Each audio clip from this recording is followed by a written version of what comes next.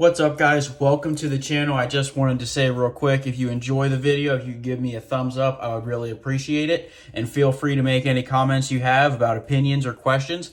Hope you guys enjoy. All right, guys, today we're going to be doing my 2023 everyday carry, kind of what I am starting off the year carrying the most. So with that being said, let's just hop right into it. I'm going to start with firearm. I've kind of moved up in size for what I've been carrying the most often. I have really switched to the Glock 19X. Picked this thing up actually on Black Friday. I got it on sale last year, and I really love it. It's obviously a far bigger carry than the SIG P365X that I was carrying every day. I still carry that pistol a good bit, still obviously highly recommend. They're really not two comparable pistols. They're completely different sizes. This is not subcompact, obviously, but I've really found that I'm able to conceal carry this even, especially under a hoodie or if it's not like a gym t-shirt, for example. But the 17 round mag is really what drew me to it. Carrying 17 rounds. I actually don't carry a second magazine when I carry the Glock. I do with the SIG. So that kind of frees up my carry. There's one less thing I'm actually carrying. So I really have enjoyed that a lot. So item number one, firearm. For me, it is the Glock 19X. Really like it so far. Up next, I'm going to go to full tang. This is a mix-up from last year especially. This is a Wartech. There's nothing super special crazy about it. I just think it's really cool. I can grip it really well. This, for me, is a defense purpose. This is not for a utility purpose. Previously, I was carrying this every single day, the Essie Izula 2. I still carry this a good bit, but this was my full tang fixed blade that I carried. Was not for defense, for defensive purposes. But I kind of mixed it up a little bit, and I'll explain why in a second. So I kind of switched to having my full tang be really for defensive purposes. So needless to say, I don't really pull this much. I thankfully have not had to pull this yet. I never really want to pull this, but this is what I've been carrying in the situation that I would have to. Kind of an alternative to that I've also been carrying is this, another fixed blade. This is a Gerber. This would be a purpose of self-defense for me. Luckily, I've never had to pull this either, but those two are kind of the two I've been carrying quite a bit. And I will tell you why right now I switched kind of those instead of the Essie for like kind of every day is because for the Essie I was carrying for like utility purposes, opening boxes, or kind of for work. I kind of beefed up what multi-tool I'm carrying. I went from the Leatherman Wingman to the Wave every day. And the Wave has this really nice blade on it. It actually multiple blade options. So I've kind of adjusted to this being my work blade. Like if I need something cut open, anything that I was using the Essie for, I've been using this. And it's already my multi-tool, so it has everything else I need. Obviously, I don't think Leatherman needs any introduction. So that's just kind of my standpoint on the change I made there. One thing that didn't really change much was the lighter. I just have no reason to change. This is fairly small, light, electric lighter, very powerful. It lights anything I've ever attempted to light with it very quickly. So no change here. I don't really foresee myself ever changing from this lighter. Another thing that did change is the wallet. I previously was just carrying a very normal leather wallet. It was nothing fancy.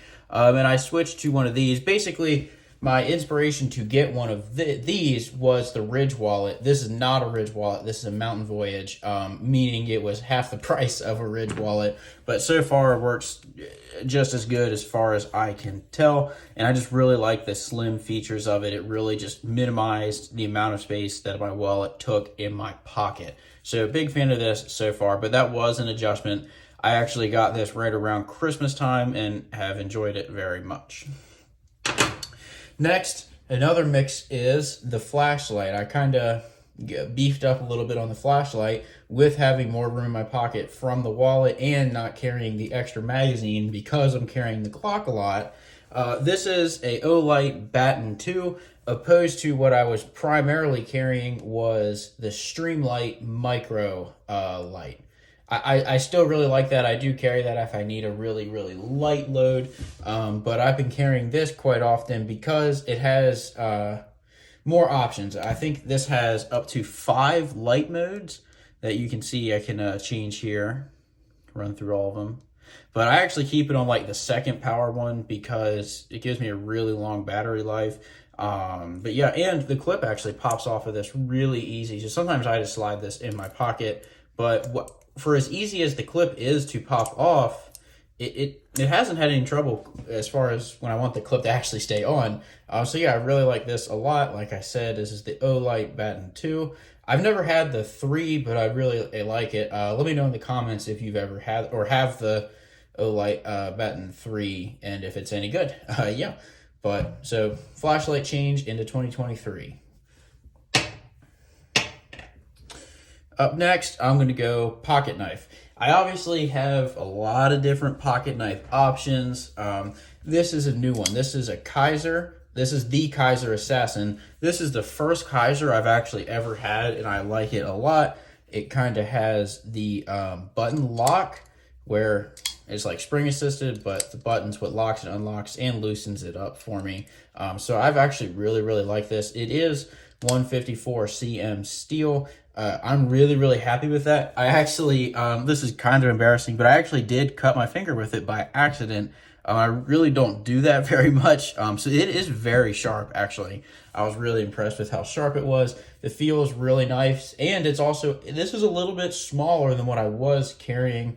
I kind of did some self-evaluation. I might have been carrying a little too much blade. I was carrying like a 4-inch pocket knife. I was carrying the SE. I was carrying the multi-tool. So I backed off a little bit, but I still carry a lot of blade with me at all times. And this is a really nice pocket knife. So this is another change into 2023 for me.